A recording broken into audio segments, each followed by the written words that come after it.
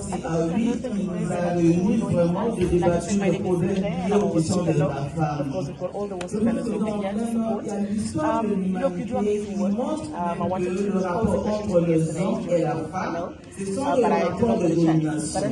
Voire même les activités qui étaient séparées et distinguées. Ce qui touche à la vie politique et publique et réservé aux hommes. My question for you yesterday would have been, still is even now, I'm concerned about the backlash that we're seeing with the institutional backlash, particularly within the judicial system. Right now, we are witnessing the tribunal hearing of Bengo versus Benengue, sitting here actually in Johannesburg, in the province of Gauteng. I want to find out from you, what do you think can be done to, regulate the manner in which legal practitioners conduct themselves, especially when dealing with victims and some of the gender-based violence? Because what we are seeing with Mandiswa is quite terrifying. From my perspective, I've seen very few of the individuals in backlash in our community. Online violence, it has increased. So I'm really concerned about that, and I thought as a fellow, I should speak to someone like you and get your perspective on the issue.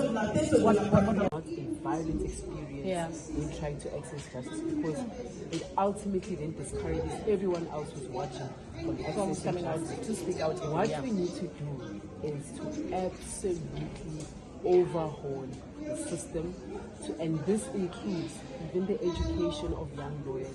It includes the education of those who enter into the judiciary. It includes those public officials who are the first port of entry when someone has been violent. It's an entire ecosystem of justice that needs overhauling. But the ultimate thing that has to be done in that overhauling, centering black women who are specifically targeted to be disrespected, to be undermined, to be taken advantage of, and to be humiliated and dignified. Wow, okay. Thank you so much for your time. Thank you very much for the opportunity. Much appreciated. Thank you very much. Thank you very much to Genderlinks. Thank you very much to Wosso, and of course to all our funders for making all of these spaces available to us and accessible to us, because we get to engage with such powerful women who are really making tangible change in society. Thank you very, very much. I appreciate your time. I believe that this situation is much bigger than this isolated incident, and we must caution ourselves against isolating it to this incident, because we may miss out on the bigger picture. The reality is, and what I communicated yesterday and continue to communicate as an educator, is that our legal systems were never created for us and our society as a whole. And remember that sexism is not an apartheid or, let's say, a post-apartheid invention. Sexism is a very old creation which came with the package of colonization into our society. We nullified the importance and the value of African women in the household, in their communities, and reduced them to domestic labor, and completely limited their intellectual value in the progress of our society at large. And so we've, so to speak, dwarfed the legitimacy of thoughts, the legitimacy of human value and existence of women in our society. And that has, over time, showcased itself in how sexism has been legislated into our law, from women not being able to own land and property, to even today where women, if their husband dies, the family will attempt to take land away from the woman. So these are things that have been purposefully injected into our society.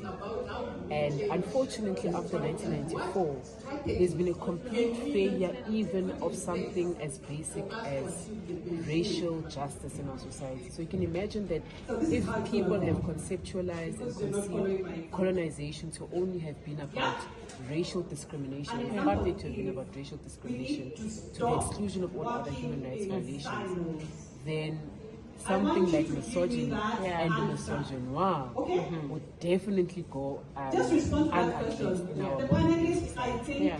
And so what we need to be looking at is how do we completely overhaul our legal system? How do we say we no longer wish to use the language, we no longer wish to use the jurisprudence, we no longer wish to use the approaches, we no longer wish even to reference the legal thought leaders that we have been forced to reference over these many hundreds of years, and even to this day. Yeah. So isolating this issue to this matter makes the more critical conversation invisible. The question really is how do we engage in revolutionizing our legal and justice ecosystem so that it sees women but sees them as respectable members of our community and our society, and therefore even respect them as they navigate